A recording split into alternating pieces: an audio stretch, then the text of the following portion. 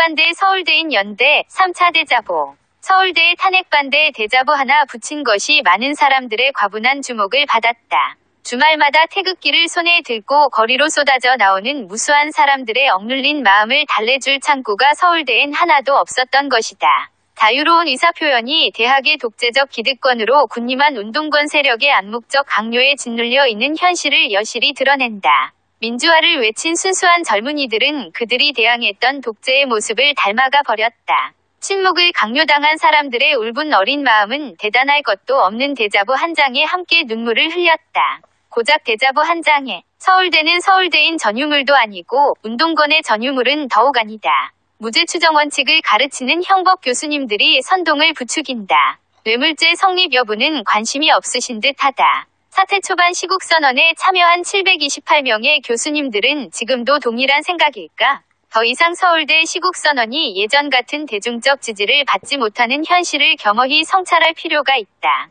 지금 시점에 돌아볼 때 성급했던 시국선언은 언론의 농단에 자유롭지 못한 연약한 지성의 일면을 반영한다. 또한 이념적으로 편향된 인사들이 서울대 교수사회를 주도하고 있는 것은 아닌지 우려하게 된다.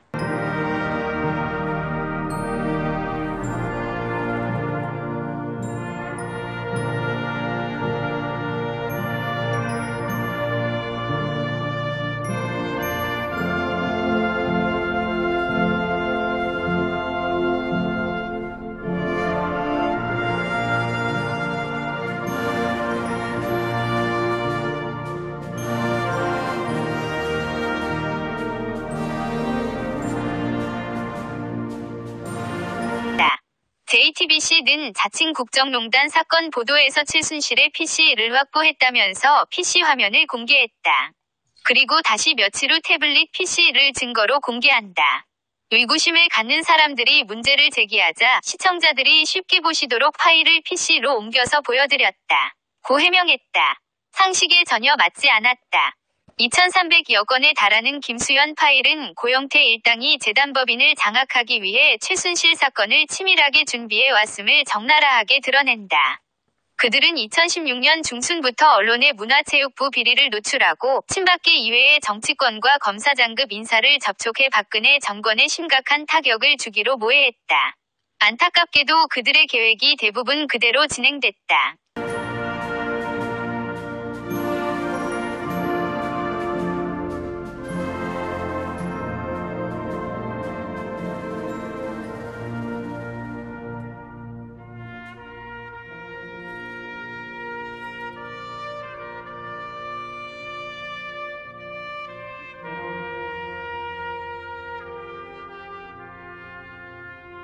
특별검사를 야당 단독으로 임명했다.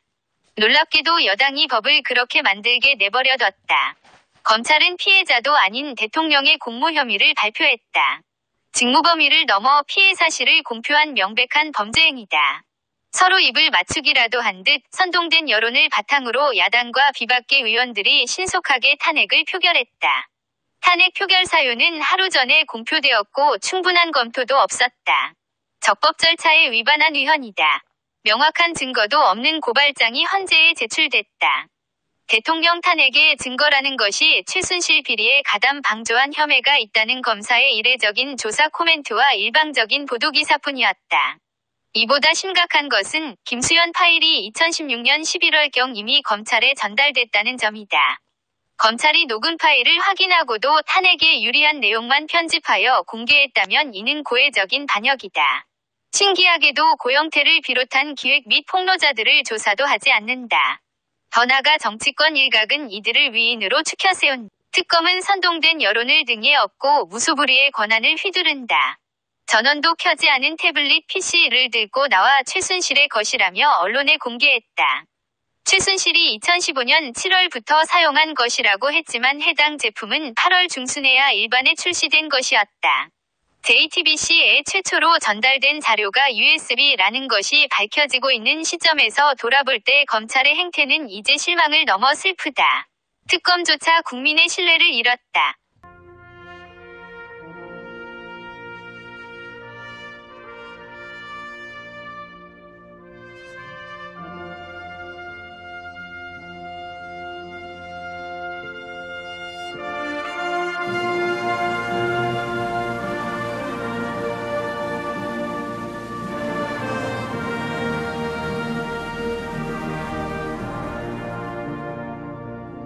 선동을 주도한 JTBC, 중앙일보 대표는 확인되지 않은 사실도 가치 있는 정보라며 이런 식으로 뉴스의 흐름을 관리해야 변화하는 미래 언론 환경에서 살아남을 수 있다고 자부한다는 소견을 비췄다.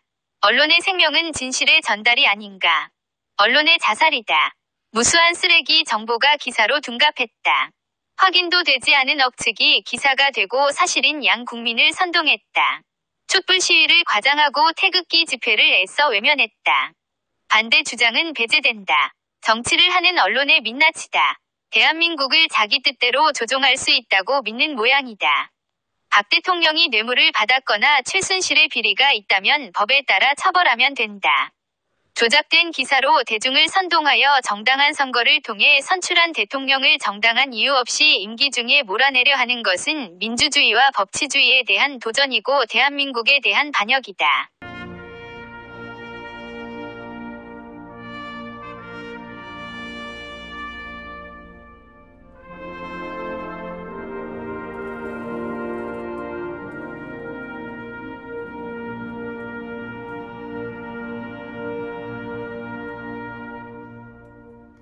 야당이 주도하는 국회는 이번 정변의 주범이다. 이런 국회가 지금 대통령 권한을 유명무실하게 만드는 이원집정부제 개헌을 논의한다. 전국이 어수선한 틈을 노려 헌법 개정을 운운하는 것은 반역의 연장이다.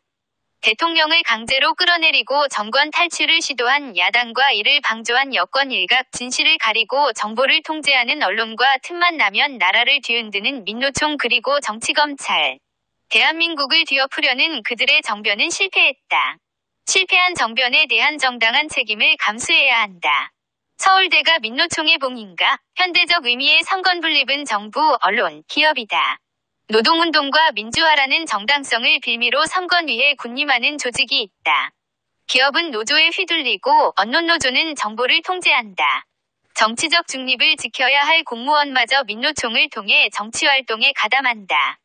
거짓 정보로 국정을 마비시킨 광우병 선동도 민노총이 주도했고 이번 촛불 선동도 마찬가지다.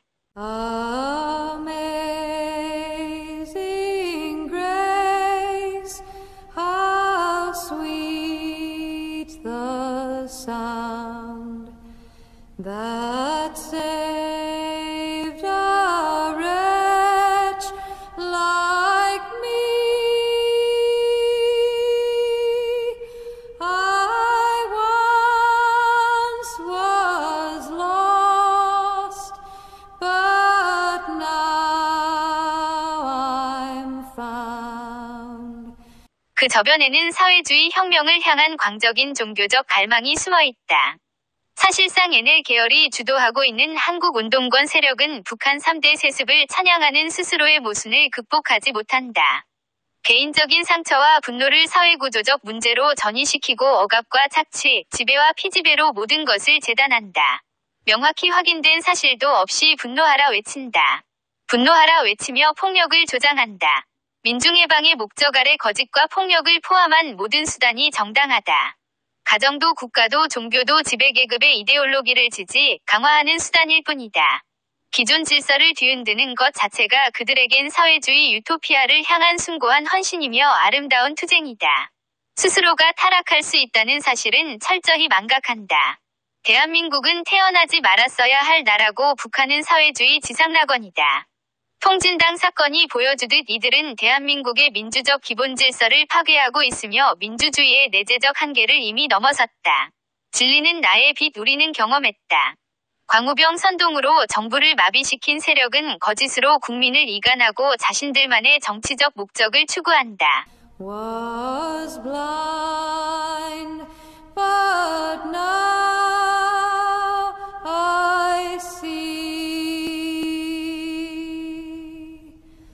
'Twas grace that taught my heart to fear.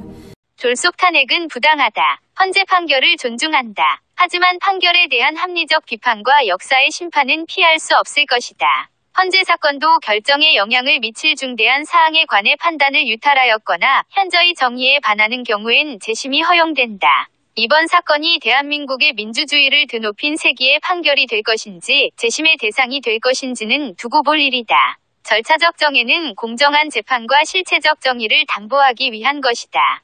헌법재판소법이 탄핵 절차의 형사 절차를 준용한 것은 탄핵 심판이라는 중대한 절차의 엄격한 증명에 따른 증거법칙을 적용하라는 법의 요구다. 하지만 형소법의 기본 원칙인 무죄 추정과 증거재판, 전문증거배제 법칙은 이번 탄핵 사건에 철저히 무시됐다. 제대로 된 증거조사가 이뤄지지 않았고 무수한 전문증거들이 피청구인의 부동의에도 불구하고 그대로 채택되었다. 정치적 고려는 무죄 추정에 우선했다. 국회 자율권을 존중한 것도 8인 재판관 체제도 무수한 소송 절차적 문제들을 묵인한 것도 헌법재판의 특성을 반영한 것이라고 너그럽게 이해할 수 있다.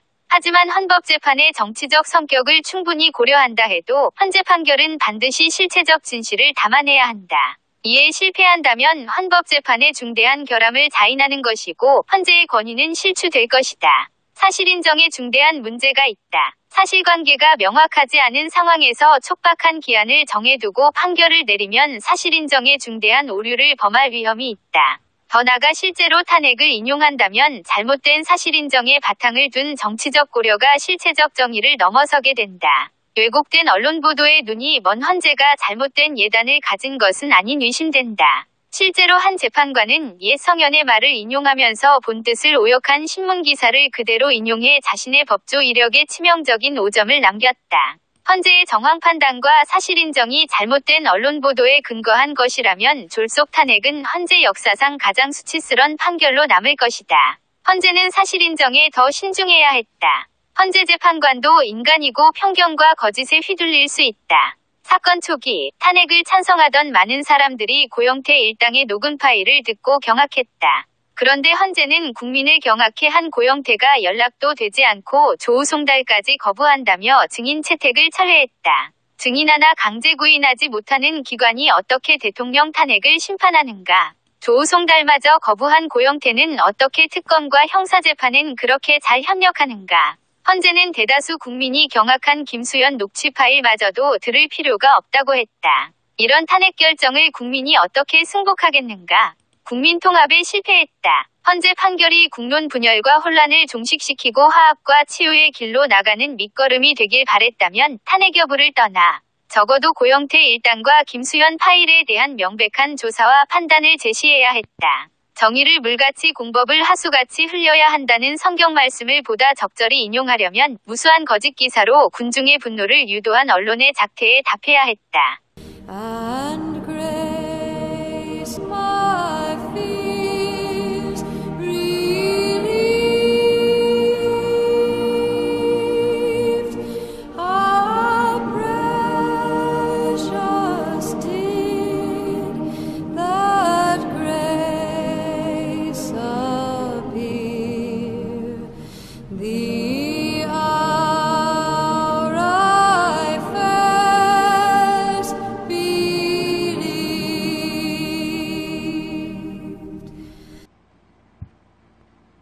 서울대 대자보. 서울대에 5차 대자보가 붙였다. 이재용 부회장과 박근혜 전 대통령에 대한 공정한 재판을 촉구하며 대한민국의 법원을 인민재판장에 비유하며 법에 따른 공정한 판결 요구하는 제5차 서울대 대자보다. 탄핵 반대, 서울대인연대 제5차 대자보. 대한민국의 법치주의는 살아있는가? 인민재판을 우려한다. 사드 배치 철회하라. 미국놈들 물러나라. 평화협정 체결하고 미국놈들 몰아내자. 자주 없이 평화 없다. 한미동맹 폐기하라. 한일군사협정 폐기하라. 이석기, 한상균 모든 양심수를 석방하라.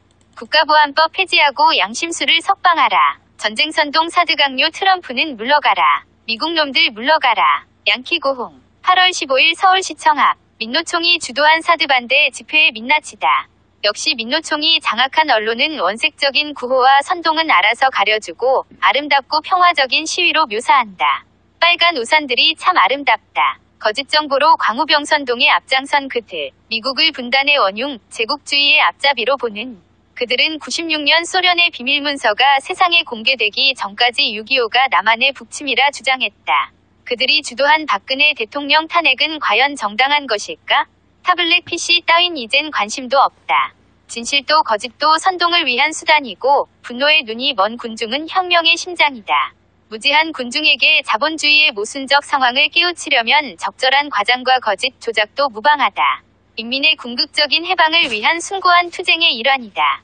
당신은 정말 이에 동의하는가? 공정하지 않은 언론과 언론에 의해 만들어진 여론, 그에 따른 인민재판을 우려한다. through